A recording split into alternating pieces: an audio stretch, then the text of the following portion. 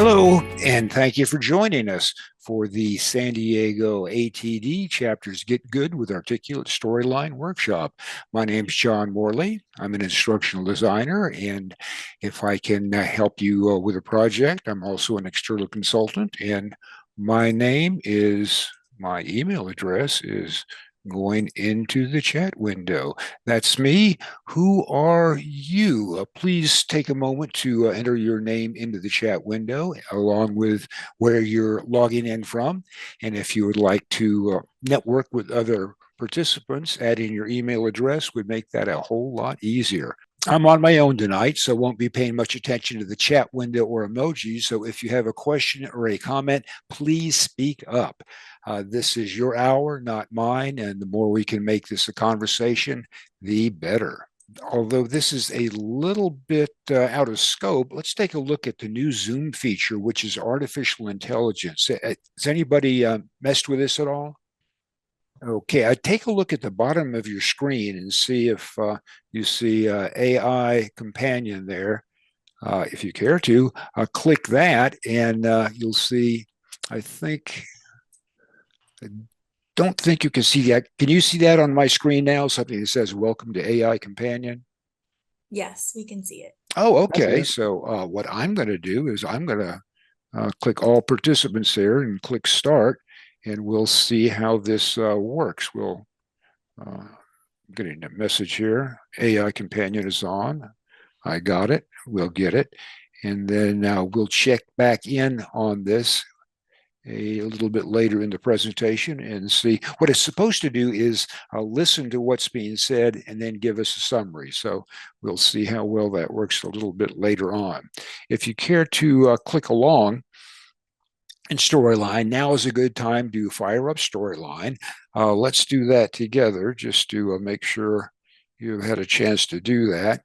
So up here in the upper left-hand corner, we see New Project. We'll click New Project. And here we go. Here we go. Go, go, go. That looks like a new project here. Let's save that. Control S. And I would suggest saving it to the desktop because we're going to be putting a number of things on the desktop. And I'm going to call it Sandbox, Sandbox, because it's a lot of fun to play in the sandbox, and that's what we're going to be doing. I'll double click this to get a slide going. For this first tip, you don't really need to add anything, but wouldn't hurt to go up to the insert menu here and go to shapes. Here, where do shapes go? About a third of the way in, and just create a number of shapes here you might want to move around. I'm going to Control C to save and Control V a couple times to move things around here. And now go back to the program here. And what we're going to do is talk about guidelines. I'm going to go into my version of Storyline here. And if you, this is kind of an obvious and simple tip, but I managed to overlook it for several years. It's very handy if you want to create margins on all of your slides. You just point where you would like the margin, right click, and there it is. It says add new vertical guidelines. So let's click that, and that would be a good guideline right there. You can see a little window pops up, and we'll put it right at 60 would be a good number. Go over to the other side, do the same thing, right click, new vertical guideline, put that about the same place, go to the bottom. Now we do a horizontal one to get the margin down there. And up here, we right click and we get a teachable moment here. In order to put the guides in here, you can't have your cursor over an object. You have to be off of an object. So I'll just right click down here below the object and add a horizontal guide. And now you have margins that you can see on every single slide in the presentation. As you go through the presentation, every slide shows those same guidelines. If you want to let's see, I'll go ahead and honor my guidelines by moving everything inside the guidelines as it should be. And then if you have similar items on other slides and you want lined up the same way they are in this, you can just go up, create yet another horizontal guideline, and then move these things down inside, line that up. So now whatever slide you are on, you have this thing to line up your labels, and you're able to move these things around, and you have these over here to make sure they stay within the margins. If you get tired of looking at this, no problem. Just right click, and here we have grid and guidelines. Click that, and you can make it go away right there. Click OK.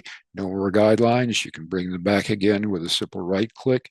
Grid and guidelines, click to re-show those. And if you want a simple grid on the screen, you can just click there, and this allows you to make it make the space between the grid lines larger or smaller. Click OK, and there we have that. And now I will make it go away. Any questions about that? Has anybody been making use of this? Is this old news to you?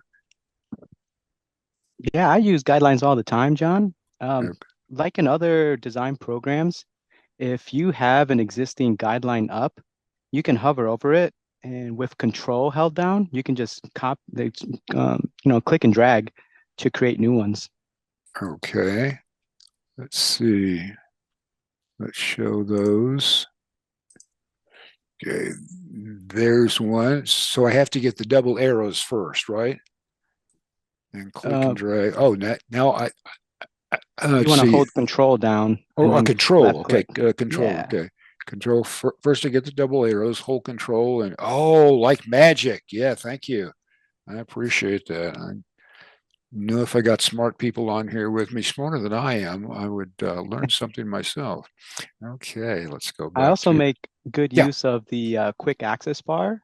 Mm-hmm. So if you go up to view, to the view tab, and Yep. right click on ruler, grid lines, and guidelines, you can add them to your quick access bar. Oh, that's nice. So add to quick access. I would. Unfortunately, it doesn't give you an icon. It's up there right by Yeah. your view button up there Uh-huh. on the very top of your bar, but it's like an invisible. Do you see it? You have to go all the way up. Uh-huh. Oh, here. Yeah. There it is. Okay. Yeah. Do you see that? That Yeah. one to the left of that, just to the left. Okay. Here. Right there. Uh-huh. Yep. Click that. So that shows your rulers. And if you click it again, it removes your rulers. Oh, there we go. Yep. So you can do that for guidelines, for rulers, and for grid lines. Well, I don't know. still see my guidelines there. Yep. I don't think you have a quick access just yet for your guidelines. So if you go back to view, you can add that.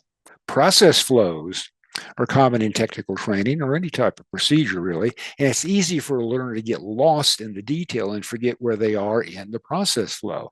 So, or in a project, you might want some sort of one-click way to show the overall context without taking up screen time all the time. So what I've done in this situation is there's a little icon up here, click that, and this shows the learner the entire process flow right here.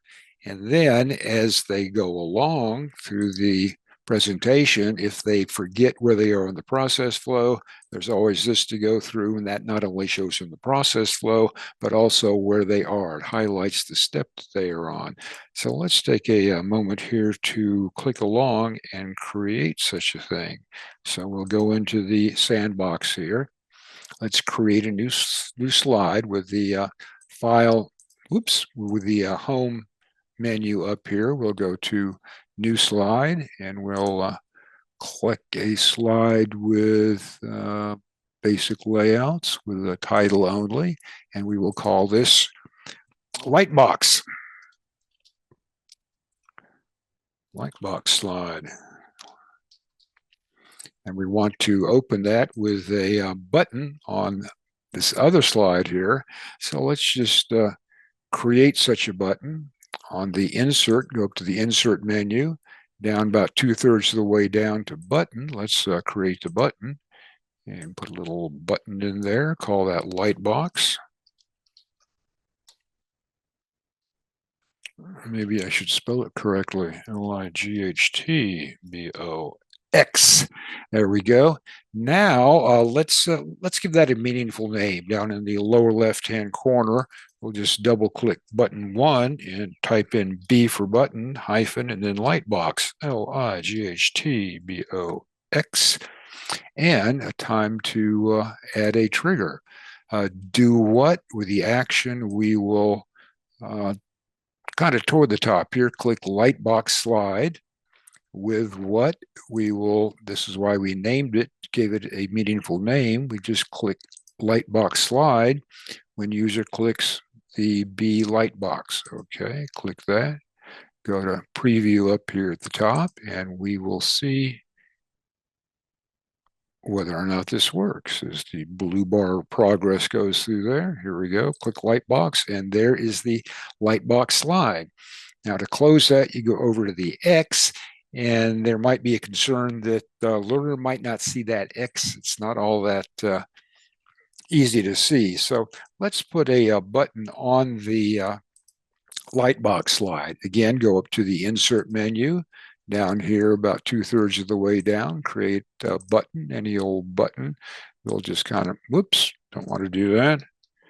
We'll create the button, whoops, go up, select button, go here, call that close, C-L-O-S-E. In the lower right, we'll give it a meaningful name, B for button, C-L-O-S-E, and we will, let's give that a different color. Up here on the menus, we'll click Format and make that orange so it looks different from the other button. And let's create a trigger. Okay, now we want to do what action would be, this time we want to close the light box when user clicks B close. Let's see how that works now. Preview. Light box, close. Okay, so this works fine for a single slide. But what happens if you want the learner to be able to lightbox something anywhere within the project? Let's take a look at how to do that. Not all that difficult. Let's go to the home menu over here, almost all the way on the right end. Click Player. And what we're going to do now is create a tab for Lightbox up here in the upper right-hand corner. Let's see if I can make that a little bit larger. Okay, player tabs here is add a new tab up here. Let's just call it Lightbox. Not being real imaginative this evening, but it's obvious. Okay, Lightbox.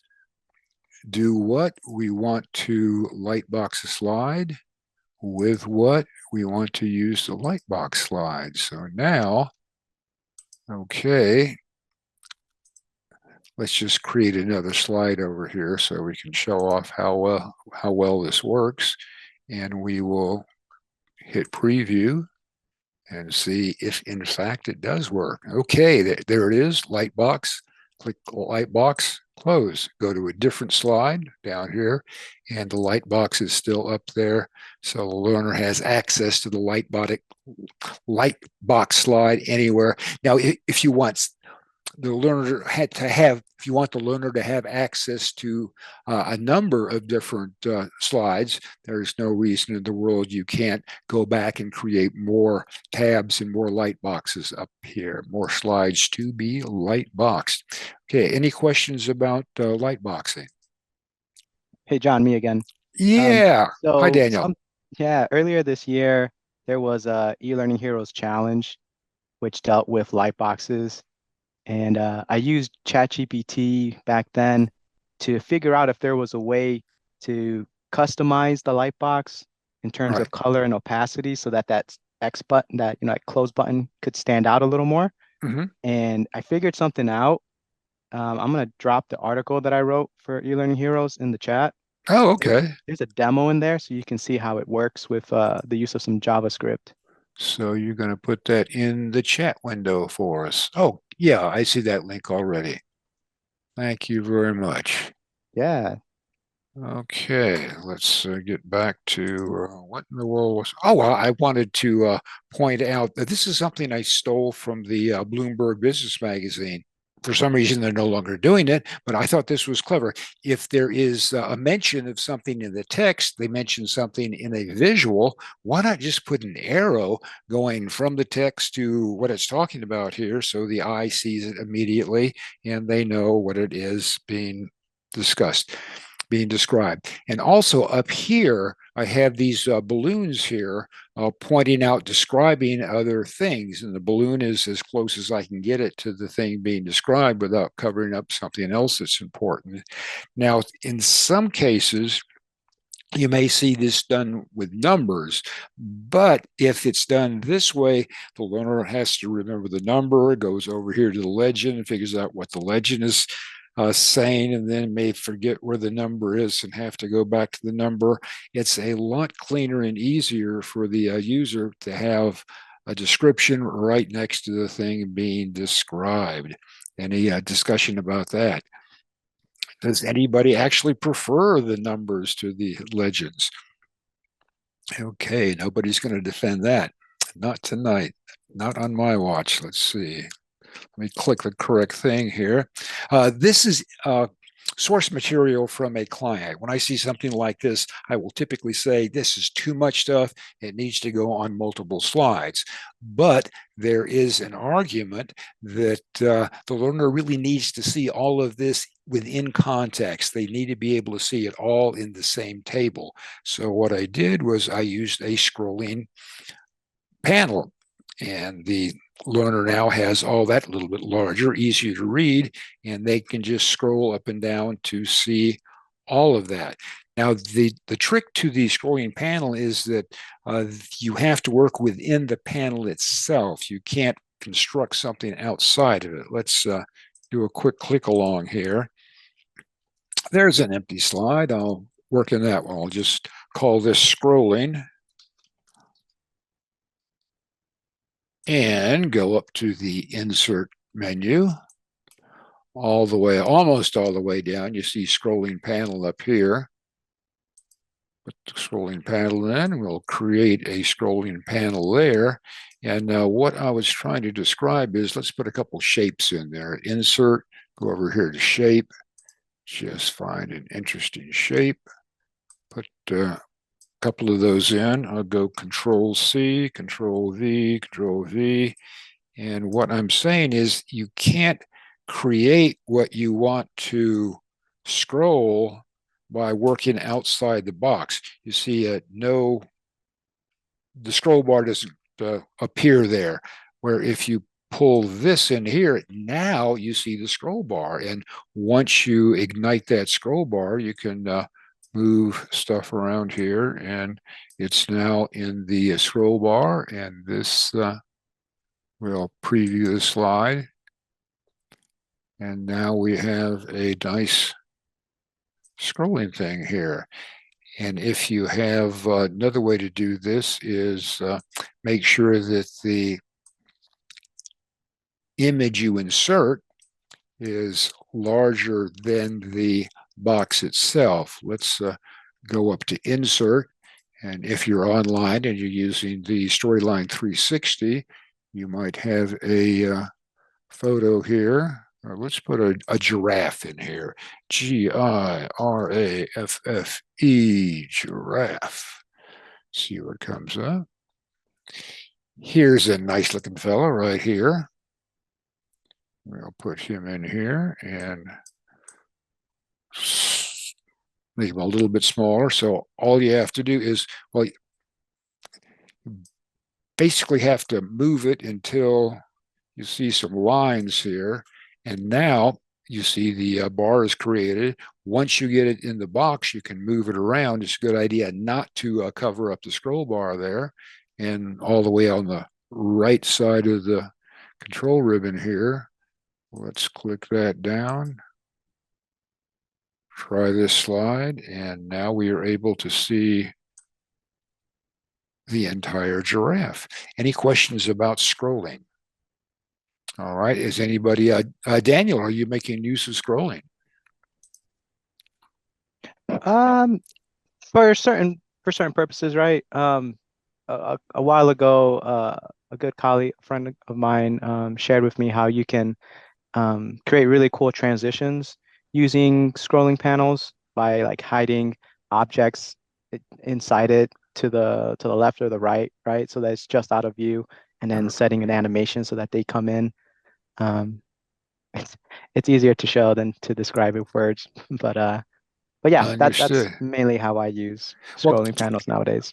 are you saying that you can control the scrolling bar with a trigger?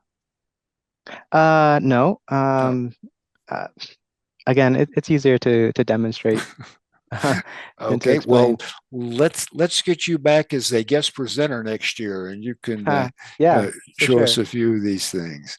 Yeah, I'd love to. Okay. Thank you. I'll take that as a yes. Hey, John, how do you use the whole width of the slide as scrolling? In your example, you just had the right side. Right, right. I think we just let's go back to the thingy here. We should be able to just let's see. Let's get that guy out of the way. We want to click it to select and go out there. Well, let's put our giraffe back in.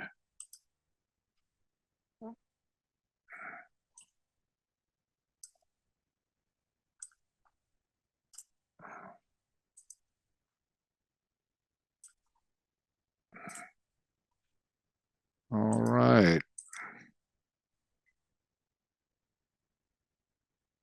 Whole darn slide now. Yeah, that's nice. Yeah, so that is possible, and we could have put a little more weight on this guy. He's going to eat a whole lot of grass here, so he's a real hefty looking guy now, and I think that should work fine. Preview slide. There we are. Okay, the whole slide. Whole slide. Any other questions? Thank you, John. Okay, let's move along here. That's example. And you may remember the mockumentary Spinal Tap, which was about a fictitious rock and roll band that made a big deal out of the volume controls on its on their amplifiers going all the way up to 11 when most controls go only to 10. And let's see, I'm trying to find where I am in the okay. And this is also true with storyline multiple response questions. 10 or J is as high as you can go. And this is the source material I got from a client. And this goes all the way up to L, which is 12. Normally, to do a multiple response question, I would go into the graded questions, select multiple response. So good so far, but look at this. I have a maximum of 10 and you can't add anything to that. What to do? Glad you asked.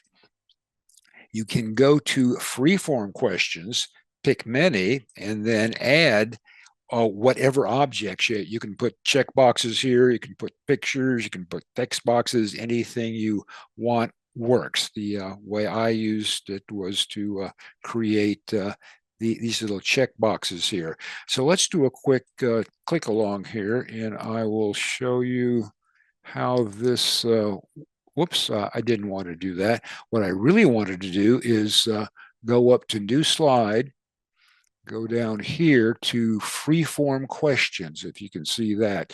Second from the very bottom, freeform questions, click pick many here, right, second from the right, click insert slide, and we get a completely blank canvas to work with. Very nice. So what to do? On the click the insert menu, toward the end of the right here, we will go to input. input. Under input, we see, as I said, you can put anything in here. I'm going to select check boxes. I like big, bold check boxes. I'll put one of those there. And now I will copy and paste, Control C to copy, and now just continue pressing V. 2, 3, 4, 5, 6, 7, 8, 9, 10, 11. That's 12. Let me move this last one down here to the bottom. I will Control A to select them all, and I will arrange.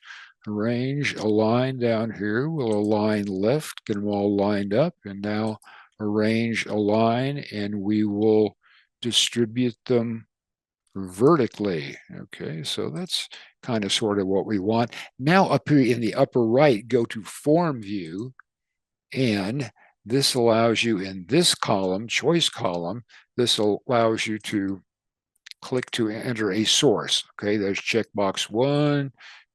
Oops, I don't know why I'm getting that. Checkbox 2, checkbox 3. I think checkbox 4 gives us enough to demonstrate. And over in this column, correct, this lets you select which ones are the correct responses to select. And let me change one more thing here where it says attempts rather than one attempt. Let me go to unlimited attempts to try this out. Preview, we'll go to this one slide and watch the blue bar of progress. And here we go. We will make an incorrect selection, and that tells me it's incorrect. We will make a correct selection, and that's correct. So that's how to exceed the 10 limit on multiple selects. Any questions about that? Or comments? And this is what my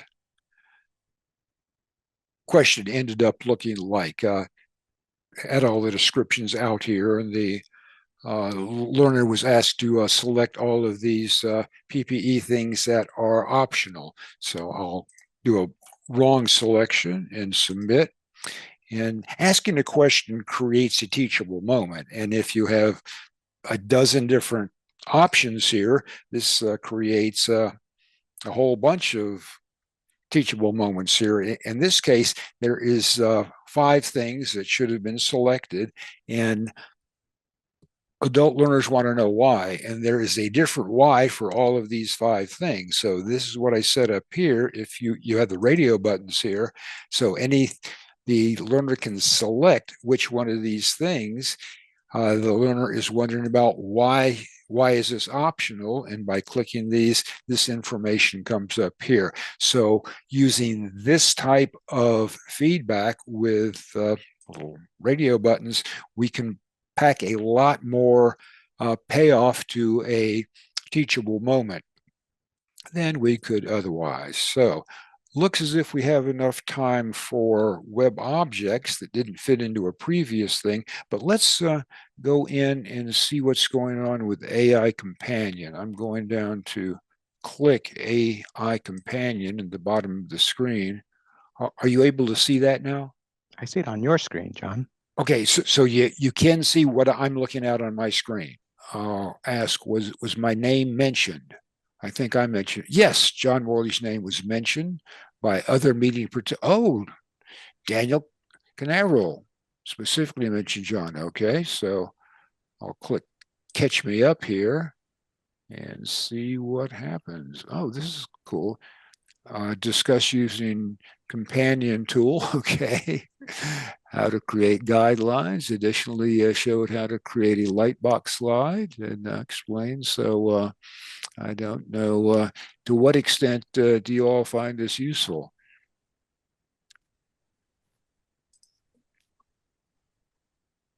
Here are action items. What topics were discussed? The topics discussed so far include using the companion tool itself, nothing like self-reference, creating guidelines, creating a light box, and exceeding the limit on this is pretty accurate. So that is impressive. That's cool. Yeah, it's might be a little scary as well. It's listening, but this was certainly. Now, I've noticed that this isn't retained. So if you want to use this, I think you would need to copy and paste it into some sort of a text editor. Okay, web objects. What am I going to say about web objects? In that earlier workshop, I got far enough to point out 4 different ways to insert content from anywhere on the internet.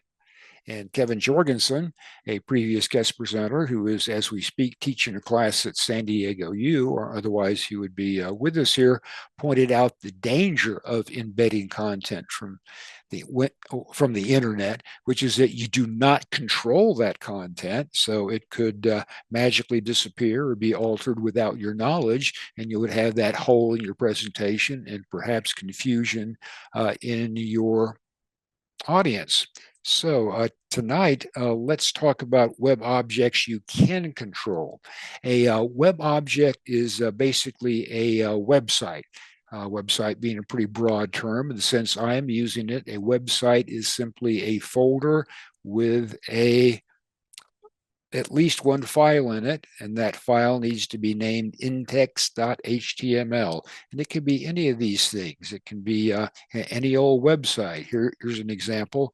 This is a website I sketched together quickly. You can see it has words in it. It has pictures in it. I thought this was an interesting picture, and you can go to other pages.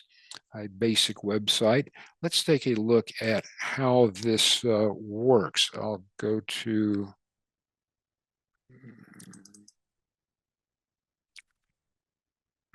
this is what a website looks like within a folder, and you can see the index.html file I referred to. You can also see here's the mountain, and here are the other pages. If it says HTML, that means it's a page.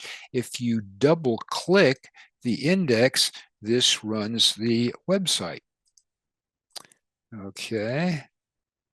Now, if you open that same exact file with a text editor, we'll use Notepad. Look at that. That is what a website looks like. It's the HTML that makes it all work. Now, I'm not suggesting you learn how to program websites, although this is pretty not all that complicated, fairly straightforward. And ChatGPT was mentioned, and ChatGTP will do this for you if you ask it what to do, how to create the HTML that is required to do this sort of thing. It's I've used that, and it is scary, amazing. Now, perhaps a more practical use of this would be to use tables, reports, dashboards that somebody else creates and then gives you access to it. The problem there, not a problem, but a concern, is that the content does not update as the source updates.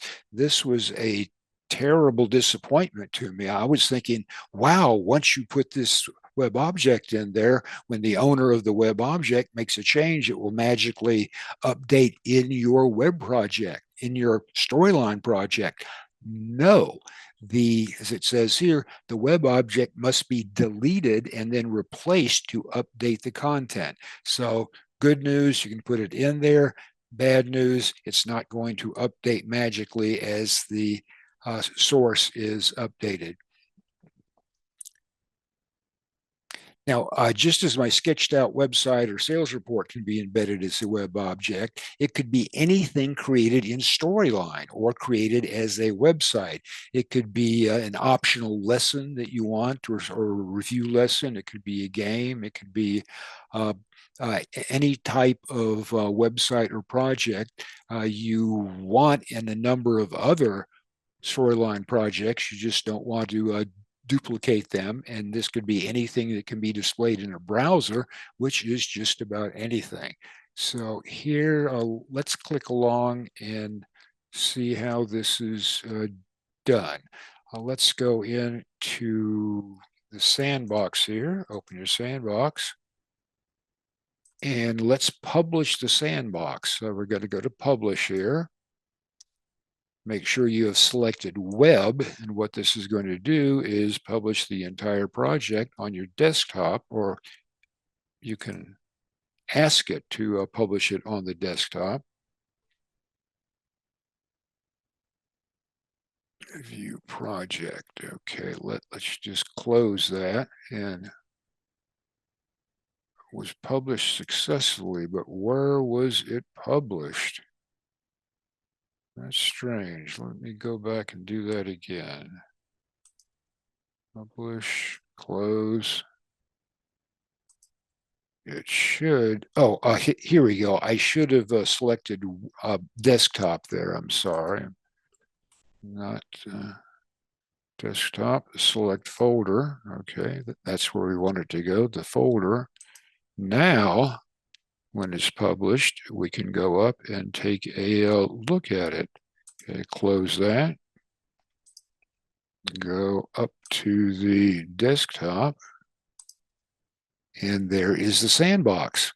So double click that, and we'll see the in every storyline published project, you have a storyline.html, and if you double click that, it runs the project. Okay, get rid of that. And again, if you right click and open it with a text editor, you see the HTML code that puts it together. As you can see, Storyline writes a lot more HTML code than I do. So now let's embed this as a web object.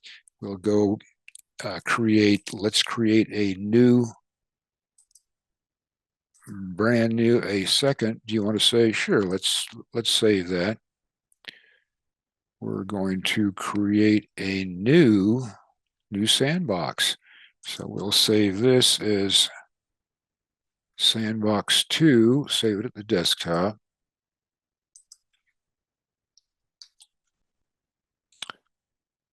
Sandbox 2, save that.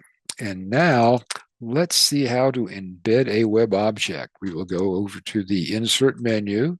About halfway down here, we see web object. Click that.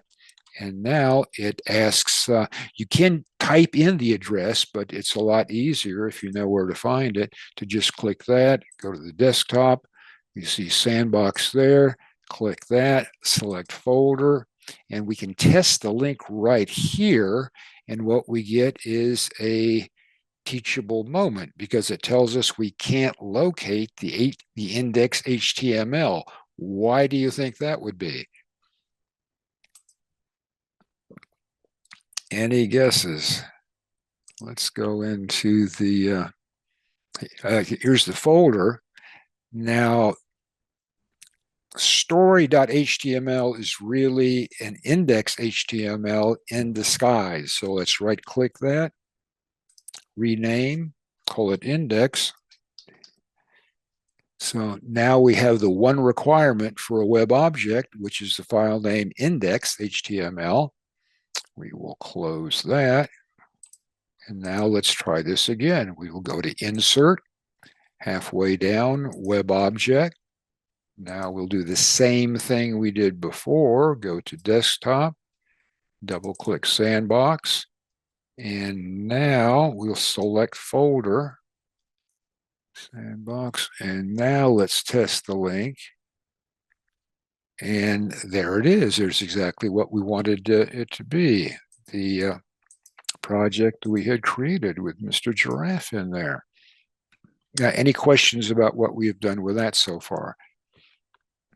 Hey, John, what's your use case for this? I'm glad you asked. Let's take a look at this.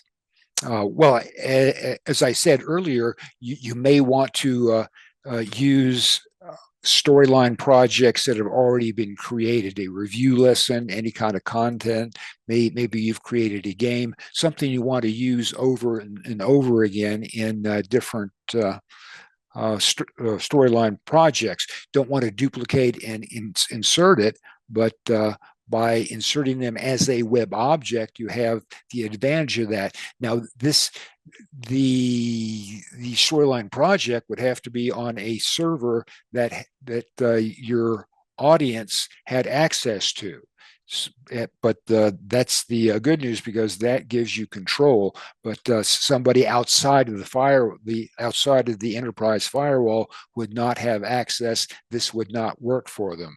Plus, there's an argument for video files. Video files are big, so embedding them into a storyline project makes the storyline file even bigger. So instead, you can post the videos on a server that's accessible to your audience and link them as web objects.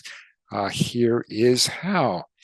We're getting kind of close to finale, but we still have some time here.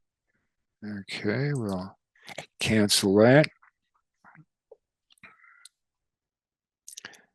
I'm going to add let's see, okay. I'm going to add a link to the chat window. This is a video. You could use, no, you really can't use any old video. You'll have to use this one because it's specifically named in the HTML code. Now we'll go to the desktop and create a new folder. Go up here right in the middle, we'll create folder, and let's call that video test.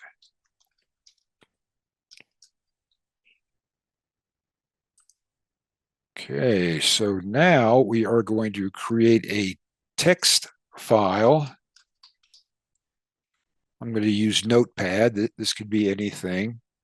And I'm going to put into the chat window the HTML that needs to go into that file. So in the chat window, can you see that code? Just copy that code and put it in there. And now let's save that. Control S. We will go to the desktop, go to the video test, and can anybody suggest a good name for this file? Should be something familiar. Let's try index.html.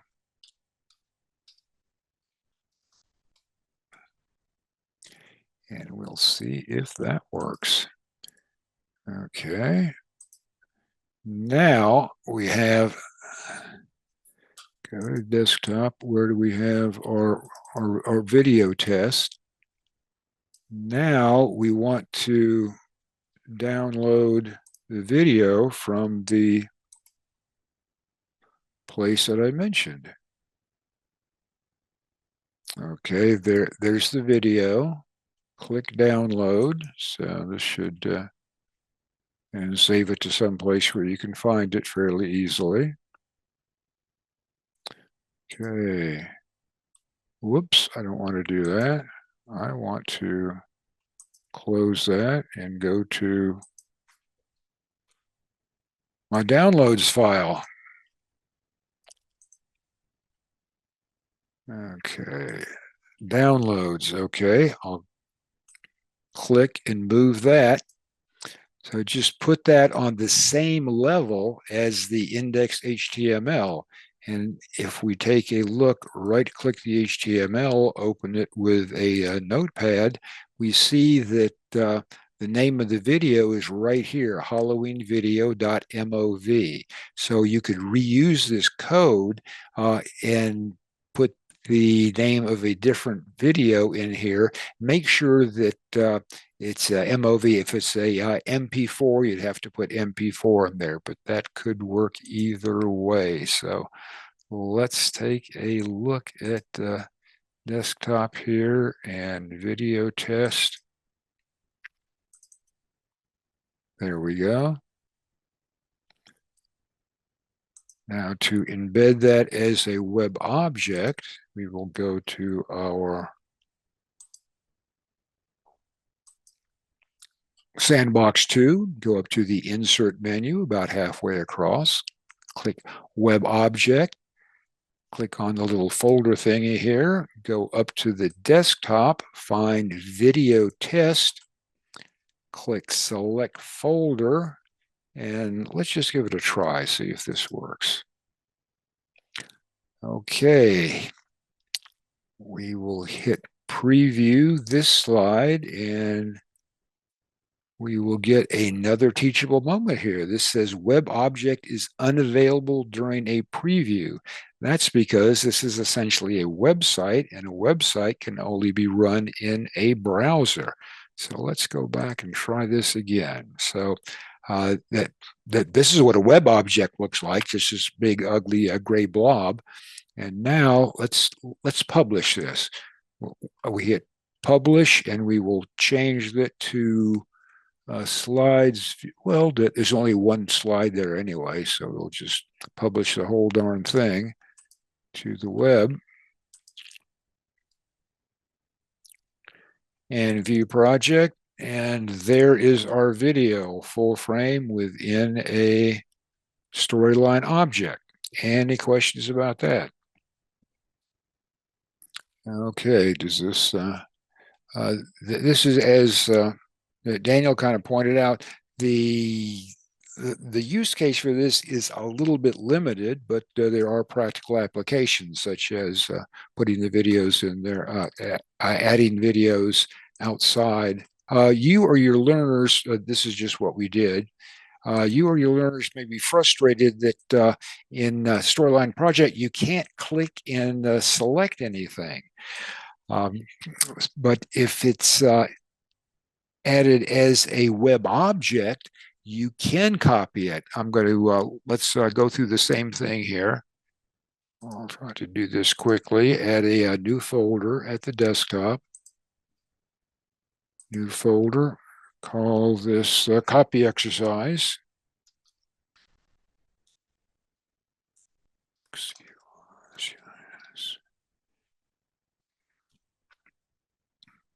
Okay, and now I am putting yet some more code in the chat window. We have some HTML code.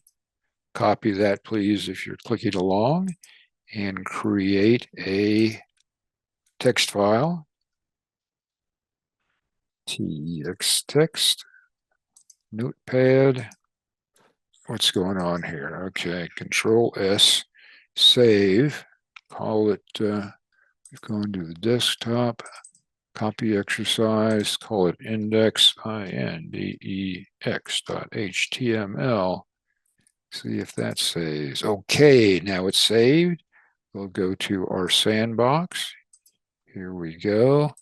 We will delete that and put in, go to Insert, Web Object, and go up to the desktop, copy exercise, select folder. Okay, now we'll publish that and see that, whoops, what did I do? I thought I hit publish on that. Publish, okay, publish that to, let's publish that to the desktop.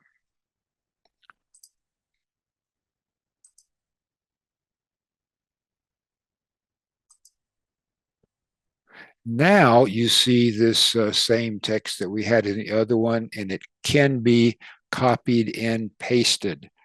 So if you want to make something available to your learners, say this is a web address or some a boilerplate copy or some contact information, the kind of thing that they might want to copy and paste from your lesson for a future use, this would be a good way to use that. So John, you can create copy, that copy text interaction just using an input, a text input. But there are some drawbacks to it. Oh, is that available in, let me share my screen here and take a look at what you are talking about. So where would I go? Yep. Yeah, so if you want to just create a new slide. Do I go to insert? Insert, yep, Okay. insert, and then input along the far right, and then text input or Text input. Okay. data text entry field, sure. Yeah, you can draw that. There's data. We're sorry something went wrong. Okay, we don't want to do that. Okay. Send. Okay. What? Okay. Okay. Now let's see. John. So what you're inputting right now is not Okay. being saved as the default value. Right. In order to adjust that, you have to go into the trigger wizard, not the trigger wizard, but the variable, manage variable window, I think it's called. Yeah, that one there. So if you click in the default value column, if you click in that line, yeah, right underneath that. There you go. Now you can enter your data. Okay.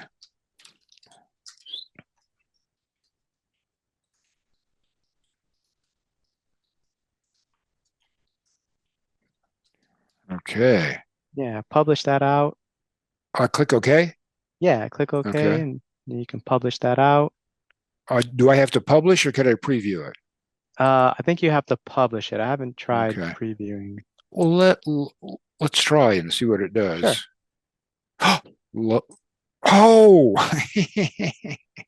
it works. It works. I can Yeah. copy that. I can go into a text thing here and I can, yeah, that is fine. That is fine. So the Well, issue with this approach is that the learner, the user, could delete the text from within Storyline, within your project, and then they won't be able to get it back. well, how would they be able to delete something that is, Yeah, see, like right now, if you were to delete that line of text, yeah, it would still show oh, what you had typed in earlier before you went into the managed variable. But see, yeah, now you can't highlight it. okay. Oh, yeah, yeah. Gone away. Yeah, So did I just remove that from the variable? let's see. That should still be here. Yeah. Yeah, so I can continue adding to it if it's Mm-hmm. still like active. I can still add to it and copy and paste it into another program, right? But I think as soon as you delete it, So I'm thinking what we're doing here is we are creating, what's that? Oh, that's the one I did. Okay. It created a web object for us, which I think because we weren't able to preview it, that's what it was. that now shows what Storyline treats as like placeholder text. Right. So now once I delete it, I can't get it back as Unless the you audience. type it out yourself. Right. Well, that kind of defeats the Defeats whole the purpose. purpose of Exactly. having it copyable. Okay. Well, thank you for making me smarter. I certainly appreciate your I think that's possible, John. participating. Okay. Any other good ideas, comments, or let me wish happy Halloween to everybody. Thank you, John and Daniel. I do have a question with the Storyline 360. Yeah. I was surprised to find out, this is my first year using the 360 version. Mm-hmm. And of course, it's nice to be able to pull in images and clips. I could not find music. Is that not part of 360? I don't know. I've never looked for it. Let me crank this up again and see close. I'll share my screen. Share.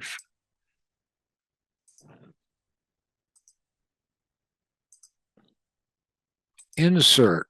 We have video. Well, we have videos. No, the content library ends at videos. There's some interesting videos up there, but no music. Yeah, and I spent about an hour searching on the web to see what people do. It seemed like all of the suggestions were assuming that you've already downloaded a copy of your music somewhere. I was really Yeah. surprised that they don't have this as an option. Because, for example, YouTube has a lot of royalty-free music that they could have just included. Okay, I just thought Yeah. I figured I'd throw it out there in case I was missing something. I use Pond 5 and something called 123 RT something or other. And I have to pay for it, but it's not all that expensive. And I'd like to put bumper music and intro music. When I edit this video recording, I'll put some sort of intro music and outro music into it. Okay. Good night, everybody, and thank you again for joining us. Thank you, John. Good night, all. Thank you.